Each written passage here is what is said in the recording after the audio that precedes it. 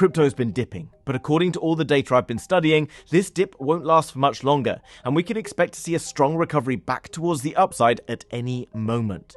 Therefore, I've been identifying altcoins to be buying into that I think are going to see some of the biggest upside over the next few months ahead. I've gone back through the last bull market and this one to understand exactly why certain altcoins are massively outperforming others. I'm going to show you that in this video, as well as identifying certain altcoins that have the criteria to see some of the biggest growth.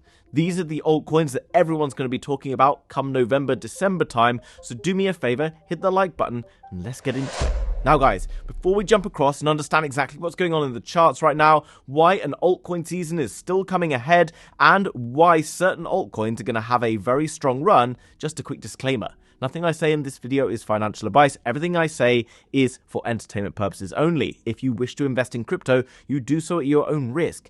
Crypto trading is risky, so you can lose money. Make sure that you are not using money that you can't afford to lose, and always do your own research before investing in anything. Now that we've got that out of the way, let's crack on with it. Now guys, before we jump across and take a look into some of the different altcoins that I've got my eye on right now, let's just quickly look at Bitcoin and understand a little bit of what's going on in the wider crypto market.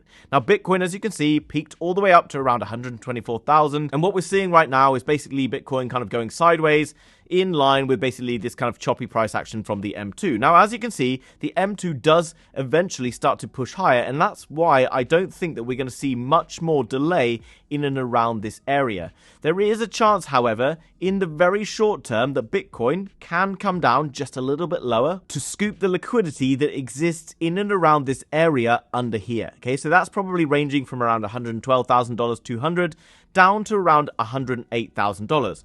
And that's basically because what we often see when the markets are doing things like this is basically the price dips just underneath previous lows like this to scoop up the liquidity, and then what we can often see is a very strong push back towards the upside, which is why I would be very cautious right now about thinking about shorting the market or anything like that. Okay, I do think that we're going to see maybe a move like this, a very quick rip the band-aid off moment, and then another recovery and possibly into a new high phase. We've seen this happen in previous bull markets before. It's not an unusual thing to be seeing. We have been up very strongly recently for Bitcoin, Ethereum, etc. A little cool off is nothing but normal. Now, why do I think the altcoins could see a very strong rally from here? Well, as you can see, Ethereum has been running very, very strongly more recently, and there's a very good reason for that. We have seen the whole macro market starting to look towards going risk on versus risk off. I talked about this in a video I made the other day, so if you want this in more depth to understand why an altcoin season really truly happens, then go and check that out. But simply, what we see is right now a lot of institutions, banks have been in the risk off area of the market, which is in gold, which is in bonds, treasuries, etc. But with looming interest rates coming just around the corner in September, we've started to see risk off conditions coming in. This is why altcoins have been running, and this is further proven here by the gold chart, which is currently going through a Wyckoff distribution. Okay, it's basically a top pattern that you get at the end of a massive kind of bull market. Gold has been in an insane bull market pretty much for the last few years, is now topping out using that Wyckoff pattern, and is very close to breaking down. The last time gold had a significant breakdown like this was back from around the end of October last year into around December time. If you look at the others chart, which is the altcoins minus the top 10, then you can see basically we had a very strong run towards the upside when gold was falling. So whenever gold is falling, we're likely to see strong runs from the others chart. Okay, so gold is risk off. Others altcoins are risk on. Bitcoin, however, has been playing a bit of a gold 2.0 role during this bull market. Okay, so acting as a store of value against inflation, which is why gold has been performing pretty strongly, and the majority of altcoins have massively underperformed Bitcoin. On that note, not all of the altcoins have massively underperformed Bitcoin. So by understanding the ones that have outperformed Bitcoin, we can start to understand why certain altcoins will run strongly. Then I can start to identify altcoins that I think are worth accumulating on these dips. Now, obviously, you need to go do your own research after we've talked about them. I'm just talking about altcoins I'm personally interested in based on the data and information I'm about to show you. Now, looking across at this picture, you can see the top performing altcoins for 2024 and 2025 are basically these. Now, I admit, if you go across to crypto bubbles, you're probably going to see like SPX 6900 and various other meme coins topping the charts there. But the difference is those meme coins started from like a few $1,000s market cap. Okay, so for a few $1,000s up to like $1 million, the increase is technically insane percentage-wise. But many of these altcoins, in fact, all of these altcoins, launched with big FDVs or fully diluted valuations, and then went on to see massive, insane growth. This is Virtual's Protocol, this is Hyperliquid, Deep, Sui, is that Carve, ENA, Aave, and then this is Radium. Okay, now, if you've been in crypto for a little while, you might understand what all of these projects have actually got in common. Yes, they're utility projects, but these utility projects aren't like the other ones. Now, this is really, really, really, really important. If you think back to the last bull market, if you were in there, every altcoin exploded. And while I do think that the majority of altcoins across crypto will go up in this bull market, what I don't think we're going to see is such massive growth across the entire ecosystem. And that's because there's just way more altcoins out there. So you've just got to be a little bit smarter about how to identify winners. Now, in the last bull market, every altcoin was just going up because people were buying them, whether they had utility or not. Whether the utility appeared to be real but wasn't, it didn't really matter. Altcoins just went up because people bought them. It upset the supply and demand model. Okay, if more people buy something, it will go up. But because there's not enough people to just come in and buy every token right now and not enough money, that means that not all altcoins will go up as equals. However, there is another element to these altcoins that upsets that supply and demand model further, and that is utility and usage. If you think about a layer 1 blockchain like Solana, for example, it's gone up massively, not just because people like you and me have been buying it, but also because lots of people have been interacting with the Solana chain to buy and sell meme coins, to do other things with staking, to do other things that the Solana ecosystem is getting used for. This means that not only are tokens getting taken out of supply by people buying them, but also by them getting used and utilized every single day. Once you start to bring in all these different utility elements, then you're going to understand how the supply and demand model makes sense and why coins will go up, not just because whether someone's buying them or not. So as you can see at the top of this list, Virtual's Protocol. If we go and look at Virtual's Protocol, it's an AI agent platform, kind of like Pump Fund for AI agents. It's been pretty successful, as you can tell, because a lot of the different projects being launched here have caught a lot of attention. AI and AI agents have been a little bit quiet, but I do expect them to come back pretty strongly. If we look at Virtual's Protocol right now, market cap of around $770 million.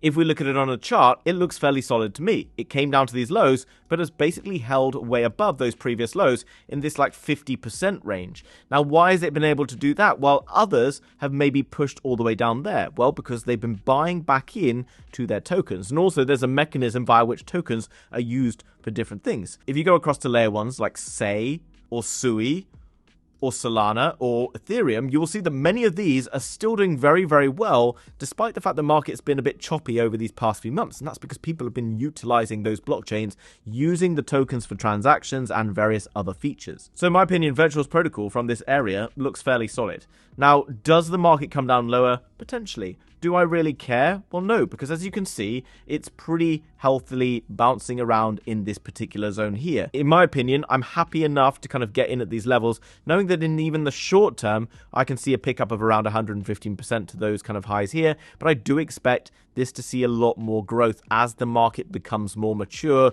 and goes into the kind of euphoria, exciting phases, like it's done in every other bull market, like it does because crypto follows very set sort of standard rules. Yes, it's been a bit delayed because we've had tariffs and whatever, but I do expect to see blow off top crazy bull market coming in towards the end of this year. Now, if I look across the board at various other tokens that are showing me these signs of strength right now, another one that you can't really ignore is Epic. Now, why am I drawn to Epic right now? Well, $88 million market cap, real world assets, a key narrative that's being focused on by BlackRock, the world's largest asset manager, who's looking to tokenize global assets, but also because of this chart. Now, Epic was around in the last bull market and has all of a sudden started to make a little bit of a comeback, okay? I say a little bit, actually a very aggressive comeback towards the upside.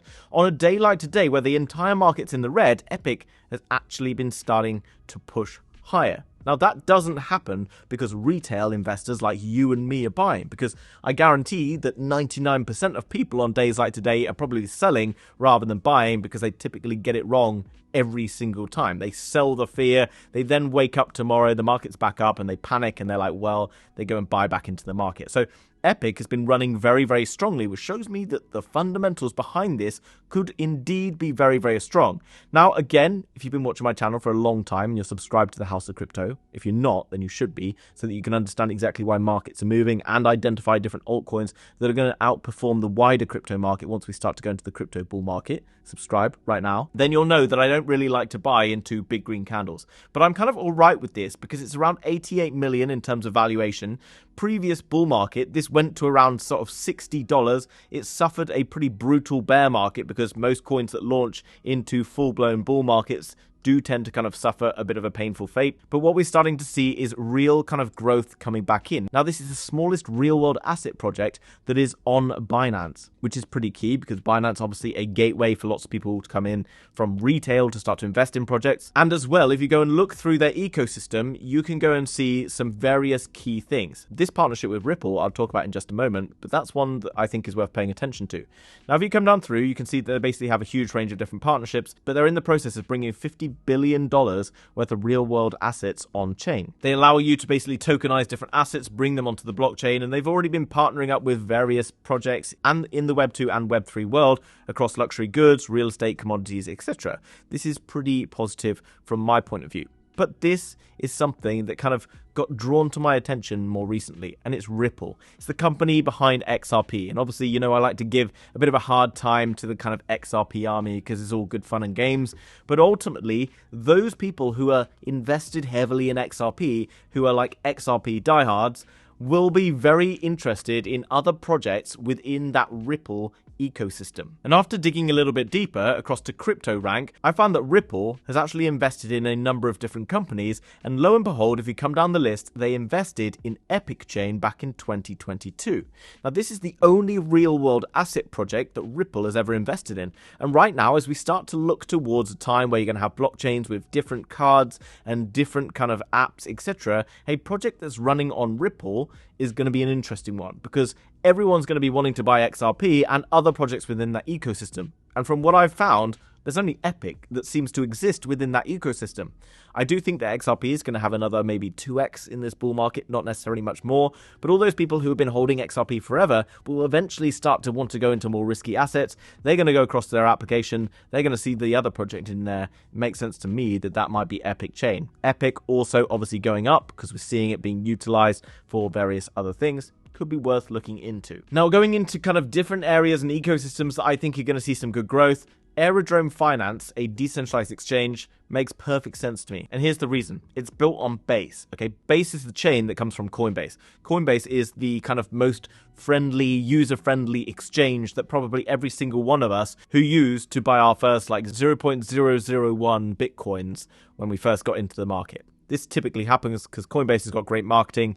It's obviously in a major American exchange. A lot of the people who come into crypto come from America. It's a bit of a no-brainer that once retail really floods the market, that ecosystem around Base is going to see a lot of activity. Now, here's where it gets interesting. Coinbase obviously quite limited because obviously you need KYCs and all these other things, and lots of people around the world don't want to necessarily interact with that particular exchange, but they want to interact with the chain because it's going to be bringing a lot of retail, etc. in.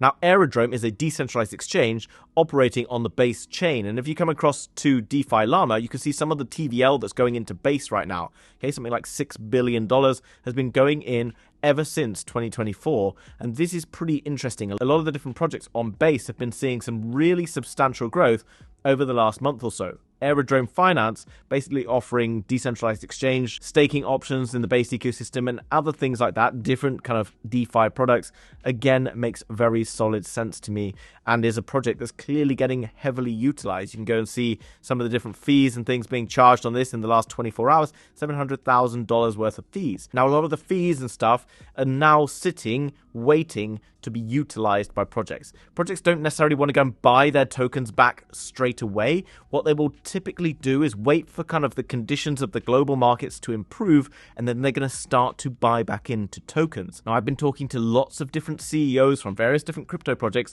and they've all pretty much started to talk about buying back tokens from around sort of September time into October, where they will be buying back tokens throughout the remaining months of the bull market. This is incredibly bullish because not only are you and me and everyone else rushing to go and buy crypto coins when the market's pumping, but they're going to be buying back their own tokens, and that's going to suck up that supply and demand model. It means that the profits and benefits that that project has been gaining is going to get fed back into the ecosystem. Ideally, this is what all crypto projects will do. And after this bull market, when all of the kind of like the rubbish basically goes to zero, the remaining projects will be the profit-making projects. I think this is the tech bubble burst moment that we're going into. We're going to see a crazy bull market, and then after this, we're going to see a number of key projects remaining that actually are revenue-generating projects. It's not going to be as easy to make yourself 10, 20, 30x's anymore. It's going to be far more difficult, but it's going to be much less risky, just in my opinion. Now, another one. This is Aether.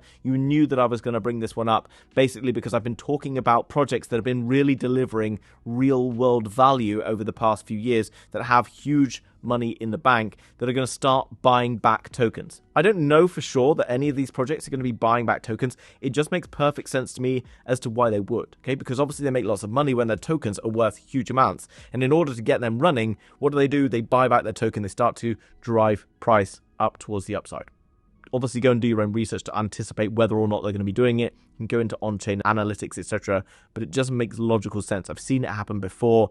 Let's see if it happens again. Now, Aether provides GPU power, like decentralized compute power. Okay, so if you think about building ChatGPT or other AI products, they're very intensive on GPU usage. Okay, it's very expensive to buy GPU compute power, or the individual GPUs from NVIDIA. They can cost up to like $30,000 or more for the like H100 AI level GPUs. Okay, but by using a decentralized platform like Aether, projects can go and access at a fraction of the traditional costs, which is pretty cool. Not only is it a fraction of costs, but also because you're accessing from a decentralized network, if there's like one that you're using and it goes down, you can go and use another, which is how they're probably achieving this kind of crazy uptime. And they already have 430,000 enterprise-grade GPUs from their partnership with NVIDIA to play with. Now, if you go across to this website, you can find out something pretty cool about them. You can go to this part here where it talks about the GPU dashboard, and you can see it talks about the total rewards distributed and talks about revenues, etc. According to this, $156 million of annual revenue, which is pretty amazing because their current market cap, or circulating supply market cap, is around 400 mil, which means that this is more than a quarter of their entire market cap.